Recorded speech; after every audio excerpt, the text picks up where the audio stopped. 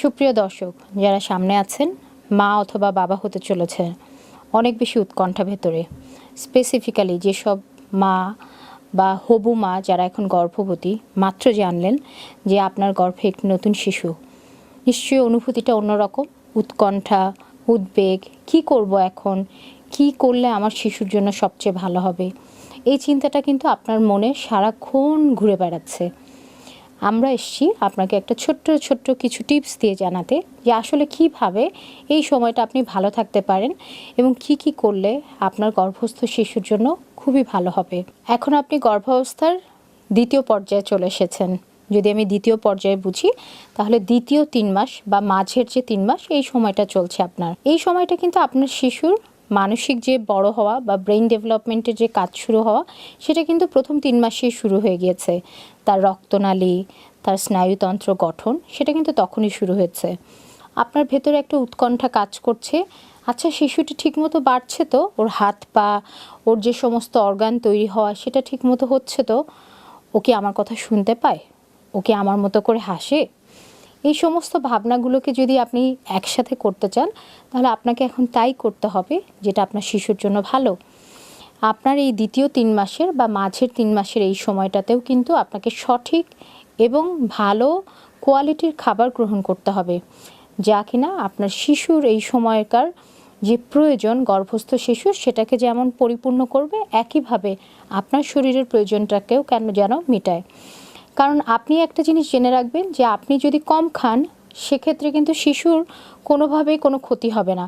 সে কিন্তু তার নিজের খাবারটা আপনার কাছ থেকে নিয়েই যাবে, কিন্তু আপনি দুর্বলতা ফিল করবেন। আপনি স্বাভাবিক প্রসবের যে প্রক্রিয়া, সেই প্রক্রিয়া থেকে কিন্তু দূরে সরে আসবেন।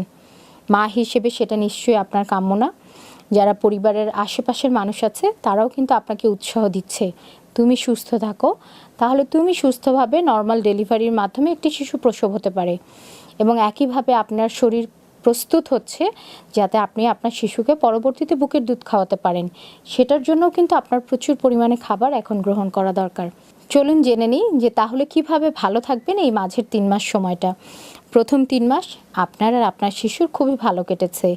আপনাদের শিশুর এবং মায়ের যে প্রয়োজন ছিল, সেই প্রয়োজনীয় খাবার এবং পুষ্টি উপাদান আপনারা খাবারের মাধ্যমে প্রতিদিন গ্রহণ করেছেন।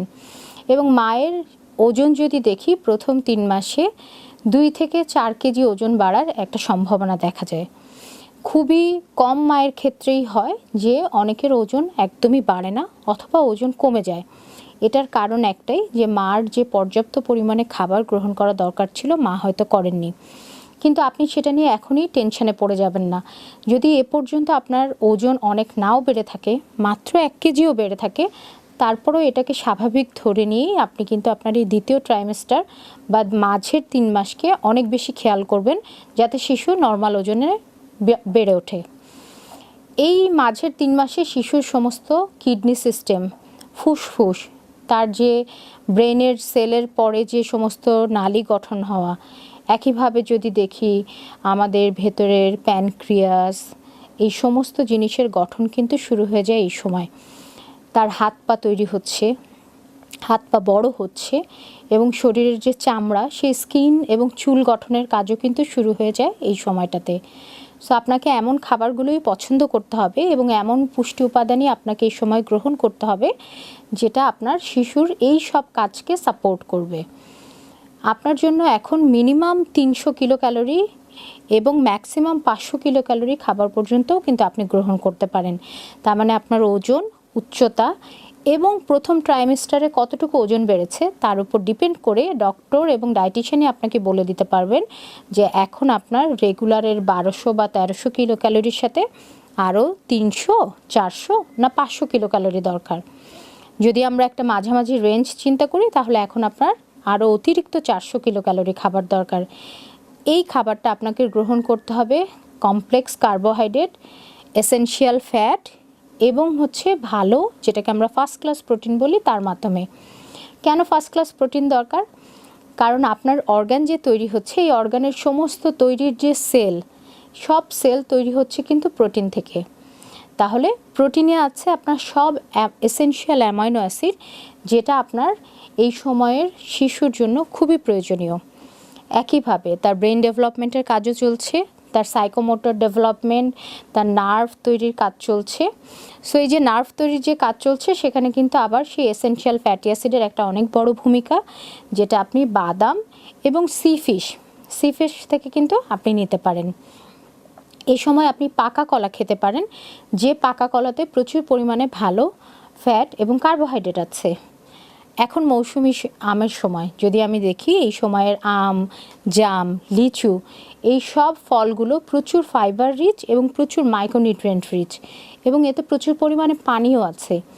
এই প্রত্যেকটা জিনিসই আপনার এই দ্বিতীয় ট্রাইমেস্টার বা আমরা যদি মাঝের 3 মাস বলি, এই সময়টা খুবই গুরুত্বপূর্ণ। সো আপনি এই ধরনের ফলগুলোকে অবশ্যই প্রতিদিনের খাবারে কোনো না কোনোটা ইনক্লুড করবেন। একইভাবে আপনাকে এই কমপ্লেক্স কার্বোহাইড্রেট বলতে যেটা বোঝানো হয়, আপনি ভাত খাচ্ছেন, আপনি রুটি খাচ্ছেন, যে রুটিটা লাল আটার সেই রুটিটা খান, ভাতটা একেবারে হচ্ছে মিহি চাল না খাই, একটু লাল চালের ভাত খান, এই টোটাল জিনিসটা আপনার শরীরে ফাইবার দেবে। দ্বিতীয় ট্রাইমেস্টারে কিন্তু অনেক সময় যারা গর্ভবতী মা তাদের একটা কোষ্ঠকাঠিন্যের একটা ভাব দেখা দেয়। এটার কারণ দুইটা, একটা হচ্ছে আপনার খাবারে প্রচুর পরিমাণে ফাইবার নাই এবং আপনি কম পরিমাণে পানি খাচ্ছেন। তাহলে আপনার পানির ইনটেকও 10 থেকে 12 গ্লাস এটা প্রতিদিন থাকতে হবে। একইভাবে আমি যদি দেখি, তাহলে আপনার প্রচুর পরিমাণে ফাইবারযুক্ত খাবার খেতে হবে, যেটা আপনি পাচ্ছেন শাকসবজির এবং হচ্ছে কমপ্লেক্স কার্বোহাইড্রেটের মাধ্যমে। সো আপনার সারাদিনের মিল যদি চিন্তা করি, সারাদিনের মিলে শুধুমাত্র 1 মুঠো ভাত বেশি খেলে হবে না, আপনাকে অবশ্যই 1 মুঠো সবজি বেশি খেতে হবে প্রতিবেলায়, আপনাকে ফলের পরিমাণ বেশি বাড়িয়ে দিতে হবে। একইভাবে আপনার প্রতিদিন যদি আগে 1টা ডিম খেতেন, এখন আপনি 2টা ডিম খাওয়ার চেষ্টা করেন, এবং দিনে 2 বার দুধ বা দুধ জাতীয় খাবার। যদি আপনি এখনও দুধ খেতে আপনার অস্বস্তি হয়, তাহলে দুধ জাতীয় খাবার বা ছানা জাতীয় দুধের যে খাবার অথবা পনির, এই 3টা জিনিসই কিন্তু খেতে পারেন। ভালো মাখনও কিন্তু আপনার শরীরে এই সময়ের জন্য ভালো, কারণ এতে এসেনশিয়াল ফ্যাটি অ্যাসিড আছে, যেটা আপনার শিশুর জন্য ভালো। সো এই ছোট্ট ছোট্ট জিনিসগুলো মনে করে কিন্তু আপনি আপনার শিশুর যত্ন নিতে পারেন, আপনার প্রতিদিনের পুষ্টি চাহিদা পূরণ করতে পারেন। সেকেন্ড ট্রাইমেস্টার বা এই মাঝের 3 মাসে শিশুর বাড়ার হারটা যেমন বেশি, সেই একইভাবে আপনাকে প্রতিদিনের সমপরিমাণ খাবারও খেয়ে যেতে হবে, যাতে শিশুর গ্রোথটা ঠিকমতো হয়। একইভাবে এখন যেহেতু শিশু বড় হয়ে যাচ্ছে, আপনার শরীরে পানির যাতে কোনো ঘাটতি না হয়, কারণ ও কিন্তু থাকে অ্যামনিওটিক ফ্লুইড, যেটা এটা পুরোটাই পানির মধ্যে। সো আপনার শরীরে পানির ঘাটতি হওয়া মানে কিন্তু শিশুর শরীরেও পানির ঘাটতি হওয়া। তার মানে আপনাকে প্রতিদিন পর্যাপ্ত পরিমাণে পানি এবং পানি জাতীয় খাবার পান করতে হবে। এই সেকেন্ড ট্রাইমেস্টারে চিন্তা করলে আপনার এখনকার জন্য খুব ভালো একটা খাবার হচ্ছে ডাবের পানি, কারণ ডাবের পানি প্রচুর মিনারেলস রিচ, এবং ডাবের পানি খাওয়ার পরে আপনার অনেকেরই ইলেকট্রোলাইট ইমব্যালেন্স হওয়ার যে সম্ভাবনা দেখা দেয় ডিহাইড্রেশন থেকে, সেটা হওয়ার কোনো সম্ভাবনা থাকবে না। সো আপনি প্রতিদিন কিন্তু একটা ডাবের পানি গর্ভাবস্থায় এখন খেতে পারেন। এখনও যদি আপনার হজমের অসুবিধা থেকে থাকে অথবা অ্যাসিডিটি হতে থাকে, তাহলে আপনি কিন্তু এই সময় দইটাকেও খাওয়া প্রতিদিনের মিলে রাখতে পারেন, কারণ দই সবসময়ই আপনার ডাইজেশনকে যেমন স্মুথ করবে, একইভাবে আপনার দুধ জাতীয় খাবারের যে প্রয়োজন সেটাকেও কিন্তু মেটাবে। অতিরিক্ত মিষ্টি খাওয়াটা না খাওয়াটাই ভালো, কিন্তু তারপরে যদি আপনার মনে হয় যে মিষ্টি খেতে ভালো লাগছে, সেক্ষেত্রে আপনি প্রতিদিনের খাবারে ছানার মিষ্টি কিন্তু খেতে পারেন। আরও একটা জিনিস এই সময় খুব বেশি খেয়াল করার, এই সময় থেকেই মাদের যাদের জেস্টেশনাল ডায়াবেটিস হয় বা গর্ভাবস্থায় যে ডায়াবেটিস হয়, সেইটা হওয়ার সম্ভাবনা কিন্তু সেকেন্ড ট্রাইমেস্টার থেকেই শুরু হয়।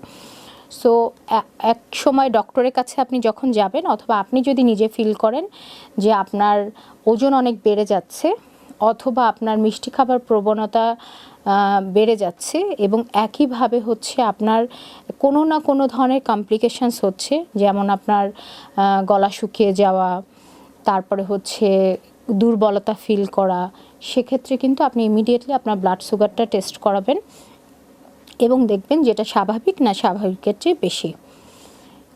ঘুম এবং রেস্ট একটু কম হলেও আপনি কিন্তু শুয়ে থাকবেন। ধরেন আপনার এখন যেহেতু ওজন বেড়ে গিয়েছে, বিছানায় শুয়েই হয়তো ঘুম আসবে না, কিন্তু তারপর আপনি ঘুমানোর চেষ্টা করবেন অথবা চোখ বন্ধ করে রেস্ট নেবেন। এটা এই সময়ের জন্য একইভাবে জরুরি। আর যদি আপনার হাঁটা চলায় কষ্ট হওয়া শুরু হয়, সেক্ষেত্রে আপনি কিন্তু কিছু ফ্রি হ্যান্ড এক্সারসাইজেস, যেটা হচ্ছে গর্ভাবস্থায় করা যায় এবং স্পেসিফিক্যালি সেকেন্ড ট্রাইমেস্টারে আপনার শিশুর জন্য যেটা ক্ষতিকর না, এরকম কিছু আপনি ডক্টরের কাছ থেকে কিন্তু সাজেশন নিতেই পারেন। অথবা সেক্ষেত্রে একজন পুষ্টিবিদের সাথে কথা বললেও তিনিও আপনাকে সাজেশন দিতে পারবেন যে আসলে আপনার জন্য স্পেসিফিক্যালি কী করা উচিত। একটা জিনিস মনে রাখবেন, প্রতিটা প্রেগনেন্সি এক একটা মায়ের জন্য অন্যরকম।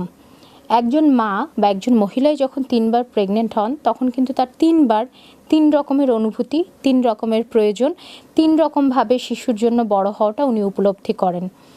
তার মানে আপনার যত্নও হবে 3 শিশুর জন্য 3 রকম।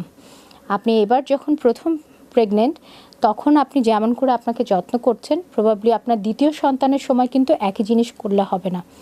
তবে হ্যাঁ, খেয়াল করতে হবে পর্যাপ্ত ঘুম, মিনিমাম কিছু ফিজিক্যাল অ্যাক্টিভিটি এবং সঠিক পরিমাণে পুষ্টি এবং রেগুলার খাবারের মাধ্যমেই আপনি আপনার গর্ভস্থ শিশুর সঠিকভাবে বেড়ে ওঠাকে নিশ্চিত করতে পারেন। আপনার শিশু সুন্দর করে বড় হোক এবং সেই বড় হওয়ার স্বপ্নটা আপনাকে ভালো রাখুক, সুস্থ রাখুক, এটাই আমাদের কামনা।